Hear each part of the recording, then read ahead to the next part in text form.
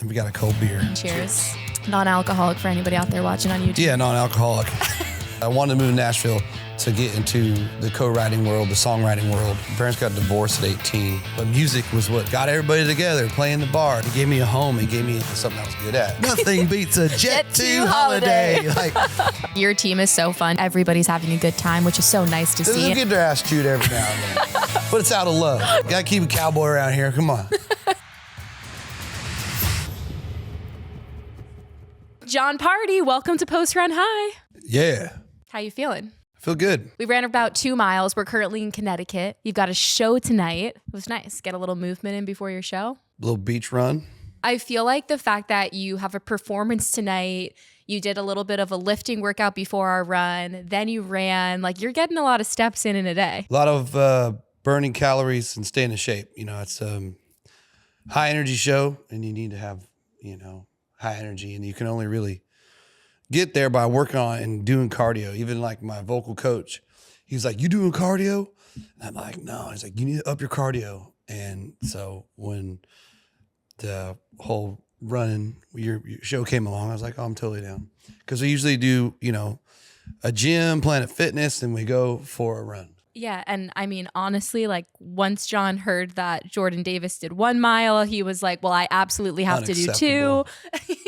So we were getting a little bit competitive amongst the country folk, which I like. I mean, 2 miles is good standard for me. Wait, did you say it was your doctor was telling you that you got to get cardio in? Well, or your tour will manager? Always tell you that. Okay, it was who was a vocal telling you? coach. Vocal coach. Yeah. I like knowing that because I mean, you mentioned it when we were running, but when Taylor Swift was on her Eras tour, everybody was like, "Did you know she trains while running and singing on the treadmill?" That's what I heard. I don't know if that's true. Yeah, I don't know if it's true either. We have to find out, but I do have to say my hot take is that if you want to get good at something, do it while running. Or dancing.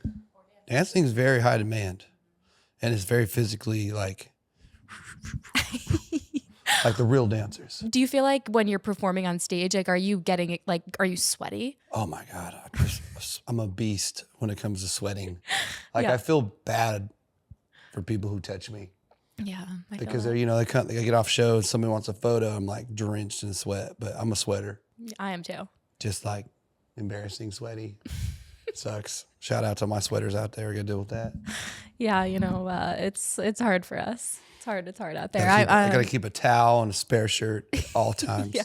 Well, sometimes, especially this summer when we were doing the show, I would have to tell people like, listen, I'm going to be in the same outfit after the run, but I do recommend if you're uncomfortable being sweaty on camera, like for the podcast with the lights, bring a change of clothes. Well, we got lucky. We had a nice breeze, so it helped. And we're drinking a cold beer. And we got a cold beer. Mm-hmm. This is cheers. Boom. Non-alcoholic for anybody out there watching on YouTube. Yeah, non-alcoholic. But this is my first time drinking a cold beer during a podcast, and I'm kind of loving it. It's good. It's good for the soul. Mm-hmm. Guys, we're going to insert, if you're watching this, we're going to insert a little clip from Jon and I's run just so you get a little taste of what we were up to and what we were talking about. Hey, Jon, how many miles are we running today? Oh, man. I just got a good workout in, but you know what? We can always use some cardio, so I'm down for a mile, but let's go somewhere prettier. What's a quote or motto that you live by? A winner's just a loser that try one more time. Take the losses on the chin, pick your head up, get back at it, and go get the win. Gosh, nothing is better than a nice run before sitting down to chat. Or a beer. But definitely felt good out there. It was great. And now we got that post-run high going and flowing. Yeah, one of the best runs of the year right there. And we're currently in Connecticut. I don't know if I mentioned that yet, but we're sitting at the venue where Jon's going to be performing tonight. This venue is so homey. Yeah, no, it's very nice. And it's been so cool to witness how your team comes and sets up. I'm like, you got a full army out here for you. We set the circus up every night and we tear the circus down. Mm-hmm. Shout out to the crew. Shout out to the road crew. Seriously, it's so impressive. And I was watching one of your team members set up just your closet, which if you guys are watching, you can kind of see it behind us. But this is an impressive wardrobe set you got behind here. Yeah, that's me and the band. How would you describe your outfits on stage? Like what type of stuff do you like to wear? Right now, I'm really into staying cool because we're going through climates that are still kind of hot. So still in straw hats, and short sleeves. I know it's felt season for the cowboy guys out there, but I mean, if it's hot, I'm wearing a straw. I don't care. The felt, it's just too hot. I love the variation of cowboy hats. Yeah, no, it's a thing. But it's just being comfortable right now. Tonight, tonight's gonna be a little cooler. This weekend we could get maybe wear a felt hat. And I was peeping from a distance. I wasn't touching into your wardrobe. Just to be clear, it wasn't. You can look through it. You've got some fun t-shirt, like not t-shirts, like polo button downs in funky colors and patterns. Like you're wearing some bright clothes on stage. Those are snap shirts. Snap shirts? Yeah, like What's Western snap shirts. Okay. Pearl snap. I'm Will you from bring me one of the shirts, my man? Yeah, sponsored by Wrangler. Been Wrangler a long time. Do you guys get into what you wear on stage? Like, is it a big part of the show for you? Like, do you like, oh, see, these are pearl snaps for my New York girl over here. Okay. So you can like take it off on stage. Yeah, girls love this. Ooh, easy access. Oh, you better have a 6-pack. Not near my wife.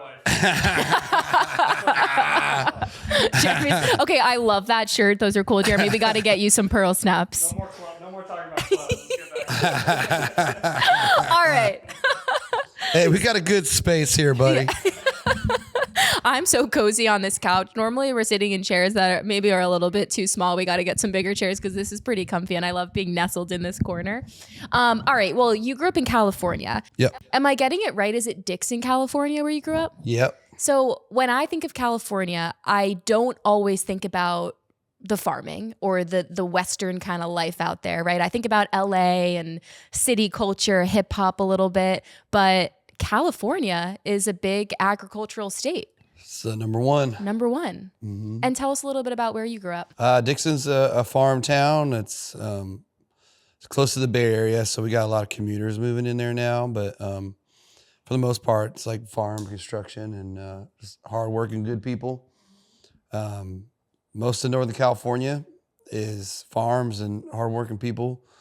$1 billion valleys of all kinds of food and vegetables, and you got olives and wine, and I mean it's just some of the best you can get. And they love country music. Everybody's like, oh, I don't really, when I think of country music, I don't think of California. I was like, well, we got this big country music festival called Stagecoach. It was like the biggest.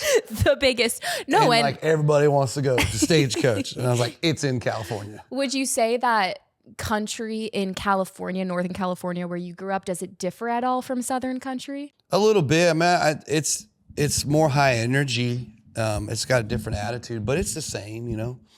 My albums are so.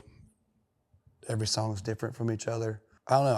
I take a little bit of the South with me now too because I've lived there for so long. It's interesting. You gotta draw influence from wherever you live, and we were talking about it. But you've been living in Nashville since 2008. We mentioned on our run. But what I love about you is you see it with a lot of your songs and your album names. Like your current album that just came out in this year, 2025, is Honky Tonk Hollywood.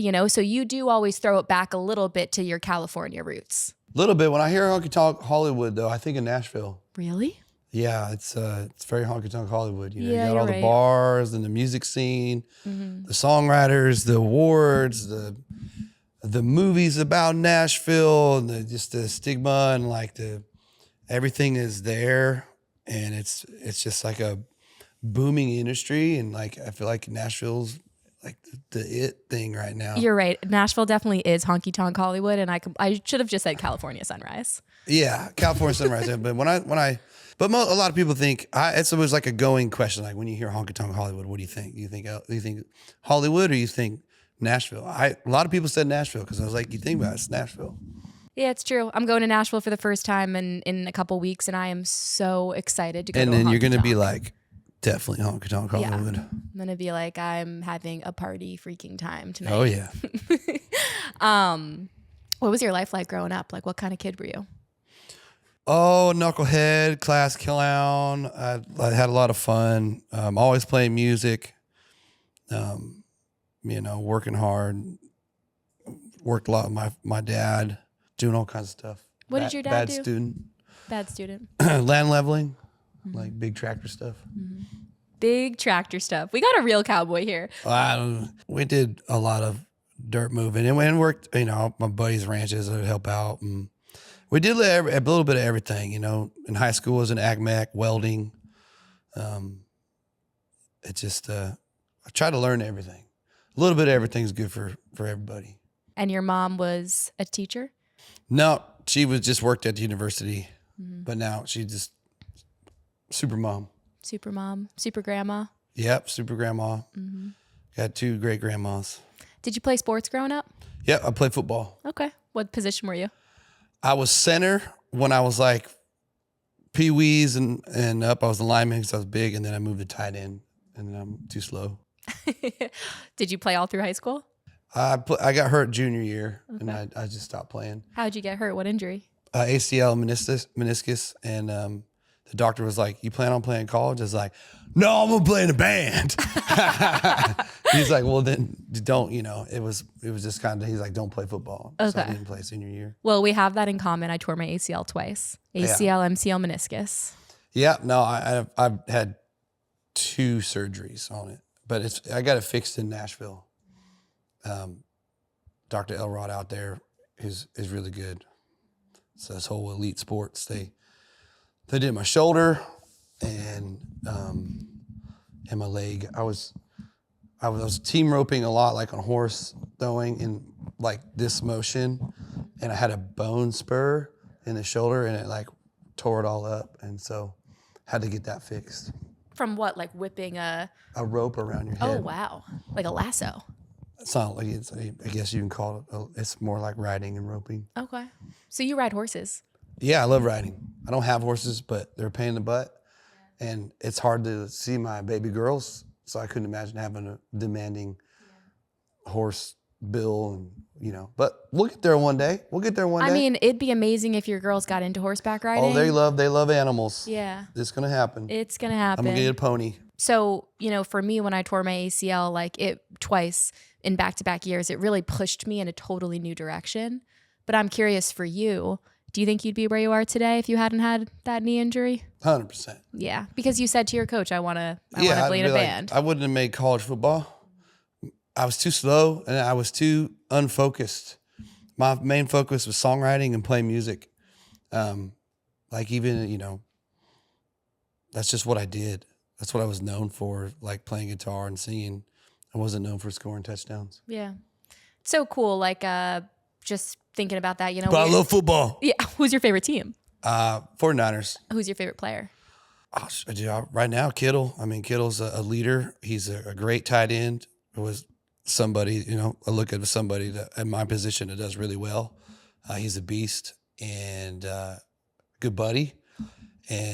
But before I knew George, I always looked up to him. I loved his rowdiness, how he rallies the team, rallies the fans. He's a very captain kind of a player. Yeah, I mean, it makes sense that you like somebody that takes on that kind of a role because you take on that type of a role in your industry too, and with what you do with your band, and you got to be a leader. On our run, we were talking about the first song that you wrote when you were 12 years old after a breakup, Deep Blue Ocean. Is that what it was? Deep Blue Sea. Deep Blue Sea. I was 12. Close. I had no girlfriend. I've never even had a relationship with a girl. Yeah. But I got dumped. Back in the day, how did you go about rallying a band together? And do you still hang out with any of the guys from your OG bands back in high school? Yeah, some. In college too. I lived in Chico for a little bit, Chico, California, and had a honky-tonk band called out Northern Comfort out there. Had a lot of good times. Some of those guys I still talk to, but my road band, we have some guys like Terry and Lee. We've been together for 14 years. It's like family. So we're just a big rolling family, but it's nice because you got support, all around you when you needed it. Who were your early country music influences growing up? Who were the people that you had playing in your house that your parents had playing? I mean, there's definitely George Strait, Randy Travis, Alan Jackson, Brooks and Dunn, Joe Diffie, Mark Chestnut. I mean, there was a lot of 90s country. Hank Williams Jr. I loved learning that your grandma had a big influence on you, music-wise. Yep. Grandma Loretta. She loved to sing. Man. Was she good? She was just a singer. Okay. I heard karaoke was big in your house with your grandma. Oh yeah. Big karaoke. That's what we did. What was your go-to karaoke song? Oh, I can't believe we left out Garth Brooks. I mean, I love Garth Brooks. We had a lot of Garth Brooks and George Strait, and Alan Jackson karaoke and back in the day. Twangy voice still, you listen back to just still had some twang. It's funny. You just you mimic the guys you listen to on the radio. It just kind of teaches you how to sing country. I mean, and maybe it was your grandma, maybe it was your parents. Who were the people in your life that really were saying to you early on, like, Jon, you're really talented at this. Like, I want you to go for it. Because sometimes people don't have that family support or friend support, but it seems like you had it, like who in your life was maybe giving you the confidence to go for it? Because at 22, you moved to Nashville and you went for it. Yeah. At the time, my parents got divorced at 18. So I was kind of just floating around, I didn't know, but music was what got everybody together, playing the bars. It gave me a home. It gave me, something to do and something I was good at. And it was really my friends and family and mainly friends that were successful and like, hey, they would tell me like, ain't gonna happen in Dixon. It ain't gonna happen here. You gotta go. And, one of my good buddies, Jason Harrison, bless his soul, God bless him. He started a big company called Kuyu. It's a big hunting, ultralight hunting gear. And he was a successful guy, and he was like a real big in my ear, like, you gotta get out of here. Like he was just somebody he started this, I mean, it's a huge company now, but he was one that I looked up to because of what he was doing. And it's just like guys like that I'm still friends with, I mean, that were around us and people in Dixon were the ones that really kind of like, you should go. Isn't that amazing to have people that you grew up with really saying to you, like, go for it? Because I feel like sometimes people have friends in their hometowns that can hold them back, but you had friends that were like, move to Nashville and do your thing. Yeah. It's cool. And now we sit around and talk about like the days we'll never get back were like the days at the Buds and Dixon and playing at the Buckhorn and the Wrangler and Elk Grove and like we'll never get those back. And little did we know that like at that time, like that we, it's all going to be big stages now. Right. No, yeah, exactly. You never no get those early days. But what do you miss? There's no more stages on the floors. Yeah. We never had a good we'd like set up on the floor. Right. Like the people would be dancing right in front of me. Like there was no. You were in the crowd. I was in the crowd. Like, you were getting low in the crowd. Yeah, like this right in your face. So it's like days you'll never get back. It's so true. What do you miss the most about those days? It was just everything was just fresh. Everything was exciting. Everything's still exciting. It's just everything's more serious and it's more goals and to break and just it's just a grind.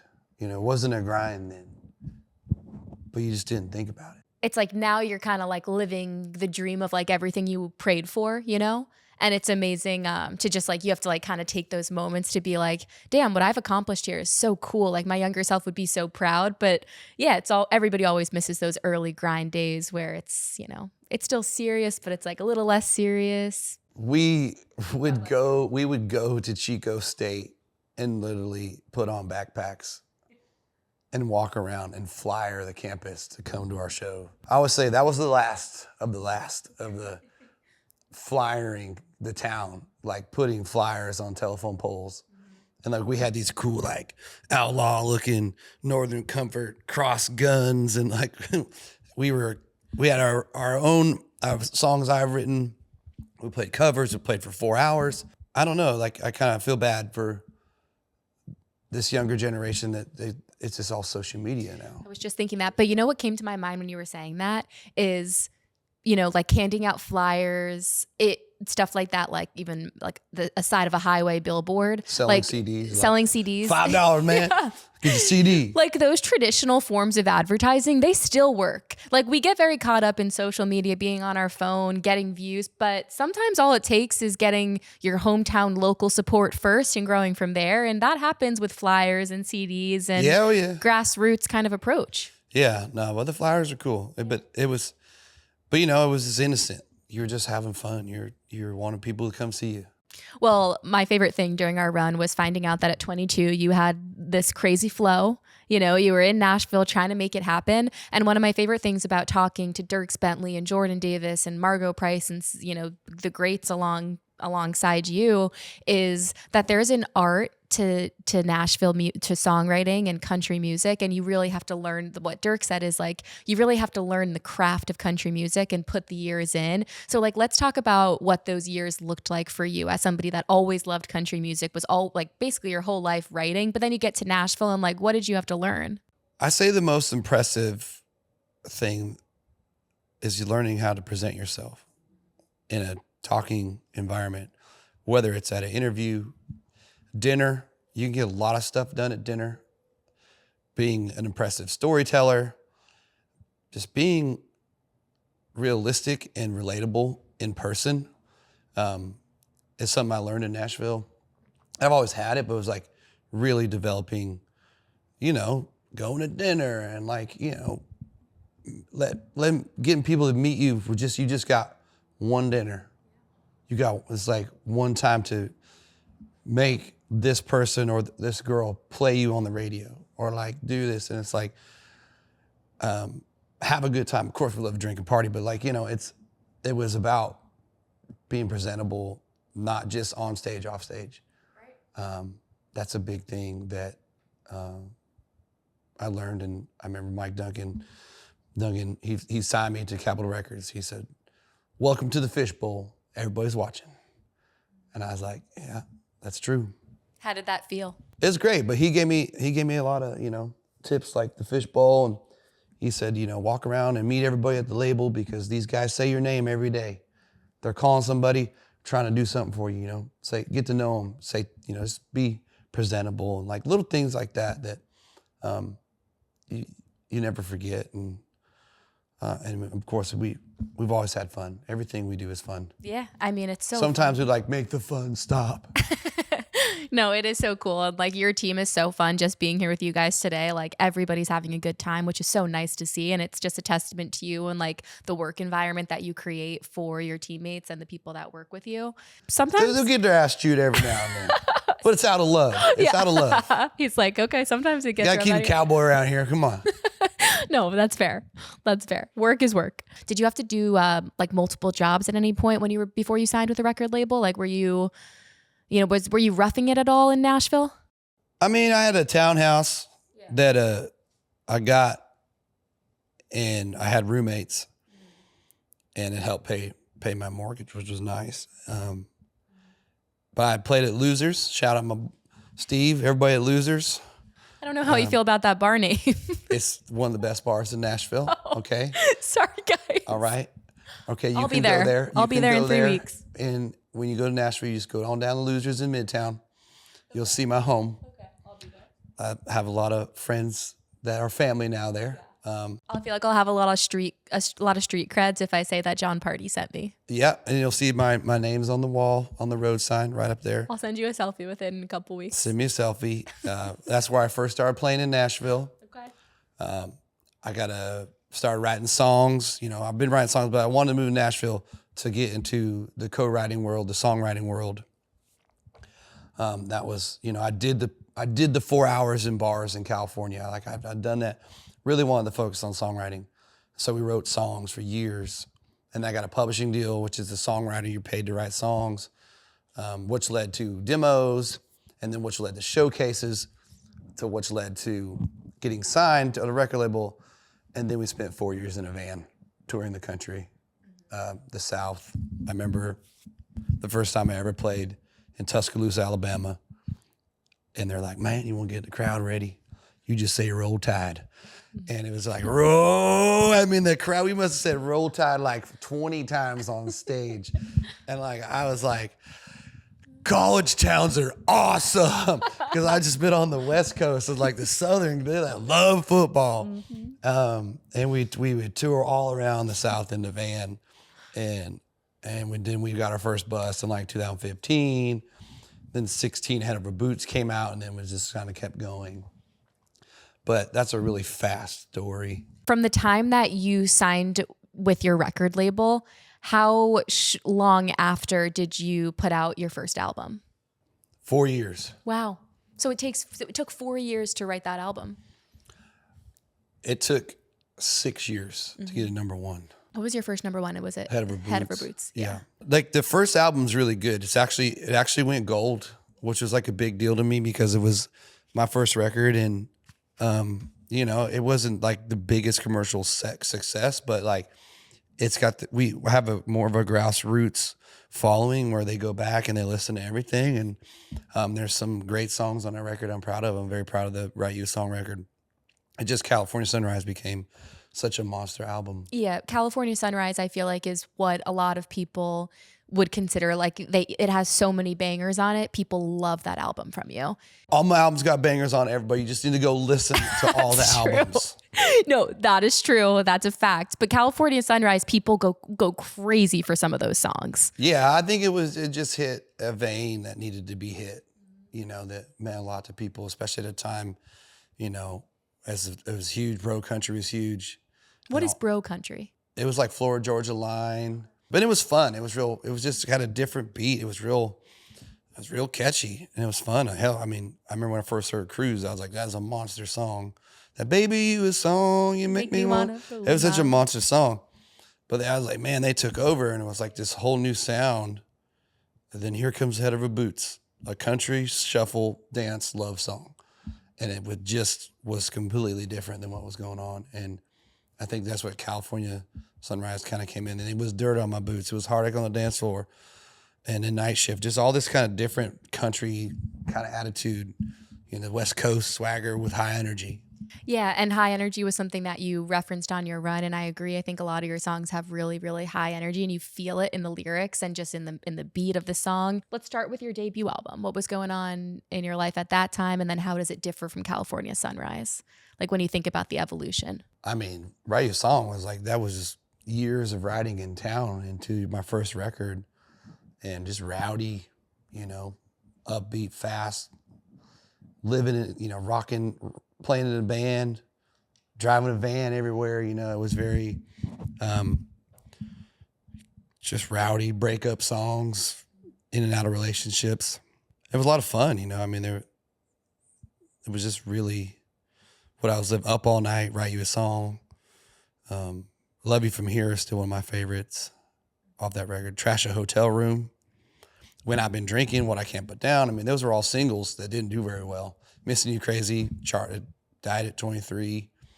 But they all went top 40, but it was just like a, you know, it was like you were just trying to knock through the door and trying to have them open the door. And then through that time from like 2014, 13, 14, 15, you know, I was writing California Sunrise with a different attitude, like I'm going to get on the radio. I'm going to get number one. And then that kind of just, Head of Her Boots just kind of set the tone, and then we just played on the radio. Do you remember writing Head of Her Boots? What was the story behind the song? Well, it was just, we were in Texas. My dad lives in Texas, and, you know, we were out cowboying and, you know, going out and experiencing the Texas dance halls, and I got a lot of friends there, and, you know, we were having fun roping and doing all kinds of Texas things. And Texas loves to dance. I always say, shout out to everybody in Texas, keeping the dance halls alive.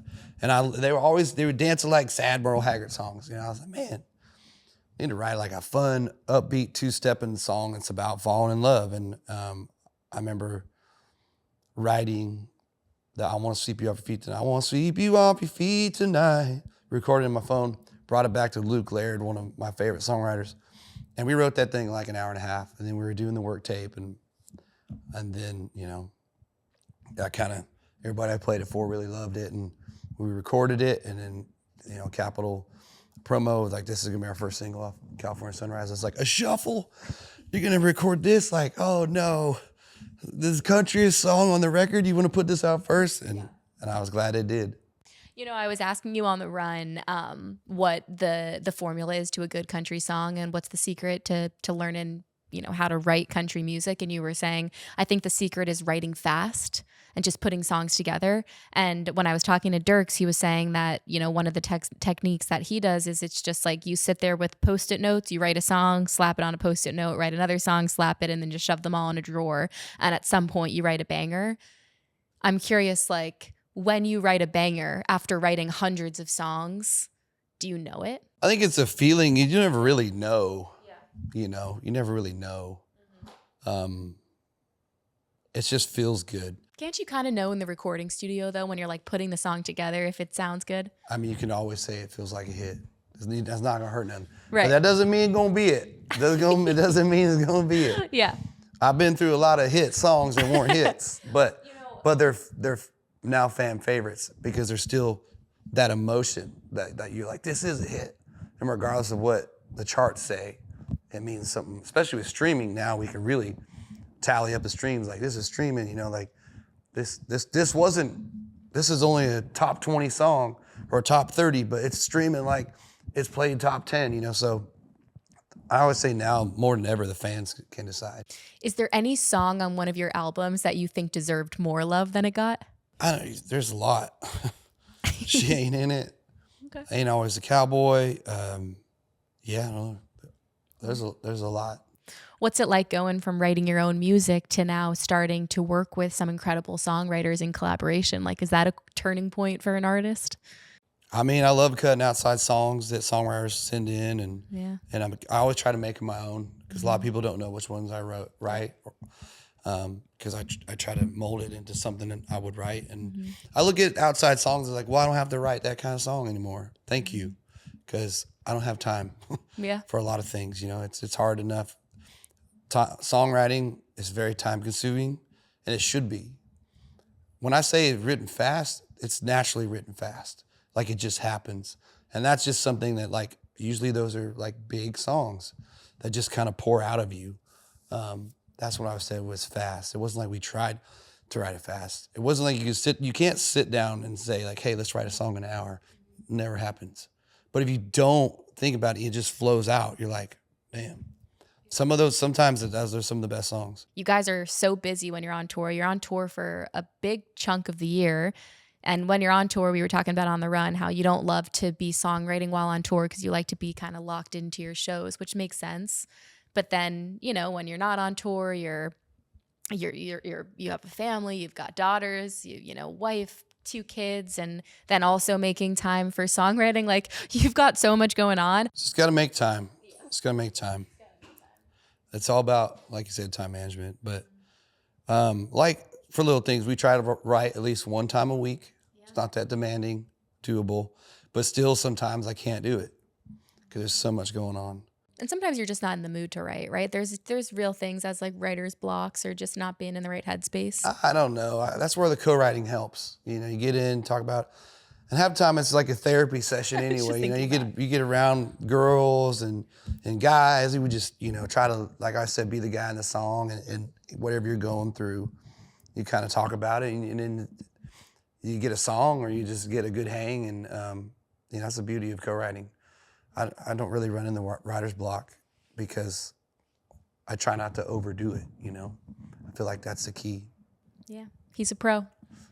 Pro living life. Mm-hmm. What's your advice to young artists out there that want to make it in Nashville? Move to Nashville. Move to Nashville first up. Okay, second step. That's your first step. Give us step number 2. Did you move to Nashville? I live in New York. But I'm saying, that's step number 2. Oh, you're right. Did you move to Nashville? Right. Did you move to Nashville? Okay. So step number 1, move. Step number 2, Jon is now asking if you have moved yet. Yes. Before we can get to step number 3. Number 3, where's your favorite bar? Losers. Absolutely. There you go. Have you met co-writers? Have you? And I say this to every young writer. It's like, you know, the guys, and you'll find young songwriters and people you click with, and that's the guys you write with. And that's like, you stick with them and you get to go write with other bigger songwriters, and you keep working it. But I mean, you could always say never give up, but it's like never get so disappointed in yourself, you know. You gotta believe in yourself. It takes tough skin. Yeah, what do you mean by that? Like tough skin? Oh man, people gonna talk shit, whatever, like, you know. I mean, why people gotta be so hateful? more than ever. It's like, people always are going to say something, and you might hear about it, but you got to like let it bounce off your skin, Don't let it get you down, because the moment that you show those people you're successful, they ain't gonna say nothing bad about you anymore, because they're gonna be just like, oh, he's great. I knew he's great. Yeah, I'd sit through losers so many times and just deal with, bullshit. But just gotta tough it out. It's true. And it's hard at first.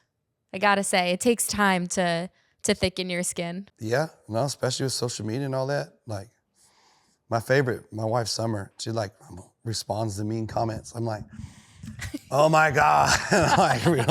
like blocks people, and like, it's just. She's protecting you. Oh, no, it's her. It's all Protecting the hers. fam. It's hers. And then Yeah. they talk about the kids. My favorite is like when you call out the haters and you show their little profile pictures. And it's so good. That's my favorite. Gonna be like, I'm sick of people telling me I have runner's face. What does their face look like? Oh, God, I want to who cares? see. Get rid of that anonymous profile I picture. can't wait to see my face like.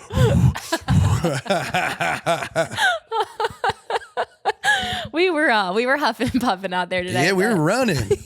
We were running. But that's real. Yeah, runner's face. Yeah, better.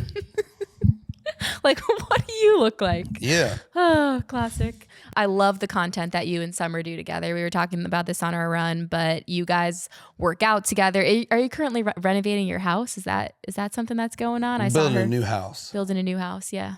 I mean, Summer's got a great social media profile. Yeah, no, she's really good at it. Yeah, I like all of her like recommendations she puts on her stories. She tries to, really influence good stuff. She gets so much stuff. So much stuff gets mailed to the house. Amazon, UPS, FedEx, all of them. Random people just showing up with boxes. Like 5 a.m. You're like, oh my God, the worst is when Amazon delivers at 4 a.m. Oh yeah, that's always some dude in a blue vest and like a beat up car. Very suspect, but it's Amazon. It's like the most suspect drivers. Amazon, he's good. The worst thing is in New York City, they buzz up and the buzz is so loud. It's not like a dainty doorbell, Oh, yeah. It's like, yeah. And I'm like, I literally have been emailing my building. I'm like, I think somebody's trying to rob me. And they're like, nope, that's just your Amazon delivery. I'm like, at 4 a.m.? Oh yeah. Are they allowed to show up to a It says it on there like 4 I in know. your window 4 to 8, and you're always like, they won't come at 4 a.m. And here they are. They're there.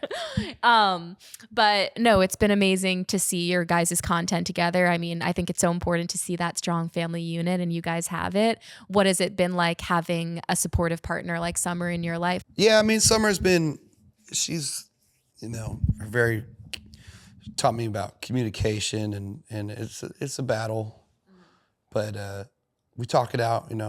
We have to have a date night every night. I think that's good for parents and busy people, and we have a lot of fun, and it's just you gotta make time. Like I said, time management, and it's relationship time. The kids take over. They take over everything. It just becomes kid land. Do they come out on tour with you ever? Yeah. Have you brought the girls out on stage? Presley's been out. Okay. She's like, she don't get it though. Do you think either of them's gravitating towards entertainment? Do they like singing, dancing? Presley likes to sing. Okay. She loves to sing. All her songs though. Jesus Loves Me. That's so cute. Little Einstein theme song. She loves that one. Twinkle Twinkle Little Star, classic. Classic. And then she makes up her own songs too. She over here songwriting. I'm like, wait, look, climbing the ladder. And it's like, she's funny. Yeah, it's when I remember when I was little, I would always like make up songs in the shower. And thinking back on that, I'm like, damn, my parents probably thought I was so weird in that shower, singing like crazy, like whatever was coming out of my mouth. I always say, got big imagination. Yeah, kids have big. Kids got big imagination, which they deserve. It's kind of a beautiful thing. Every kid should have a big imagination. Yeah, and one of your latest album is Honky Tonk Hollywood. We referenced it in the beginning of this podcast. You're on the Honky Tonk Hollywood tour right now, and one of the songs we referenced on the album that I had noticed and listened, it's She Drives Away, and it's a tearjerker. Yeah. So let's talk about the inspo behind that song. Well, I mean, it's some great songwriters. Everybody can see, through socials, me and Summer, the girls, and they look and they see what's going on. And then there's girls that they got, everybody's lost songwriters got kids, and it's just a beautiful song. I remember when I first heard it, I was blown away, and put it on hold and couldn't wait to record it. It was just so good. I love the story. It was tough still. It was still tough. And it just has a great message, and it's from your father-in-law to a baby girl, that one day you're going to go through everything. It's just like an evolution of fathers, and it's really pretty. One of your songs, Mr. Saturday Night, is going crazy right now on social media. It's having a viral moment. And I think the funniest part about it is it's taking on a total life of its own, right? Have you seen any of these viral videos? Yeah. That's crazy. Okay. What's been your favorite one that you've seen? Man, there's been a lot of falling in the bushes. But they're like, start off, like all the girls are like, just got ready, and they're all done up. And then they're like, hair's all messed up, and they're all like wasted. I mean, I saw one, it was like, the dog was in the cage, and then all of a sudden the dog's in front of the camera and the person was in the cage, like the dog kennel. What was your original interpretation of the song? Well, Mr. Saturday Night it's a facade. I guess that's the right word. It's like he's living the life, but he's not living the life. At the same time, he's like, I'm having the best. I am Mr. Saturday Night, but they don't know how much I missed her Saturday night. And I thought that was such a clever hook. And it was always a big song, was always a big live song. We did a music video for it. I love the like swing to it. It's got the pirate, call me Mr. Saturday. It's got that kind of like, yeah, hard. And it had the energy. And I love that, your past work, your albums, the fans are listening. I was telling you, they go back, they listen. And whoever starts these trends is like, it starts trending, and it's great for artists that you can just be plowing away, writing new albums, and have a brand new album, and then like, hey, Mr. Saturday Night's popping off, Heartache Medication's popping off, She Ain't In It's popping off. It's like, it's great to see, because most of this is a younger audience, and first and foremost, and the only thing that truly matters, is they're enjoying the music. Because that video or whatever they do, it will not be as good if it didn't have Mr. Saturday Night, or that whatever song's trend they want to use. Like even the Jet Sue Holiday for 50 pounds. How many times have you seen that stupid thing? But it's like, have you done a video to that? No, but the videos wouldn't be good if you didn't have that. Well, nothing beats a Jet Sue Holiday. Like, it's like, you know so exactly what you're gonna see. So and true. That's the point of like just those little, that's what makes it special. It's like, and just to have songs that mean something like that, that's a big deal. It's been so fun hanging out with you. It's been fun. You guys are fun. One thing, guys, the holidays are almost coming up. This morning, I listened to Jon's Christmas album. It's incredible. So I recommend it going in. I have to say it. I recommend it going into the holiday season. If you love Jon, you love Jon's voice, turn on his Christmas album. It's incredible. You've got a lot of the classics on there too. But what do you have coming up that you want to shout out? Oh, we got the Big 12 halftime show at AT&T Stadium. And that's going to be a championship for college football. Football! I love football. So you'll get to see us there. And come hit the Honky Tonk Hollywood tour. We do have a Christmas tour that's going to be in Florida this year. It's going to be fun. Just a little end of the year. And then like the Christmas show, we have a big band. We have the horns. We play the Christmas album. But we also play some of our big hits with the big band. And it's like, we'll play a couple covers. So you kind of get this Christmas party vibe where it's not all like Christmas songs, but we mix it in and it's a lot of fun. That's kind of our end of the year, like celebration. So, and just keep on listening to music, keep on pick another song and make it trend. I don't care. Have fun with my music. That's why we make music. And you ask, do you listen to music? Yes, I listen to music, because if I don't want to listen to my music, somebody else won't want to listen to my music. That's the way I think about it. That's true. That's true. You got to be a fan. Yeah. Well, thank you so much. This was amazing.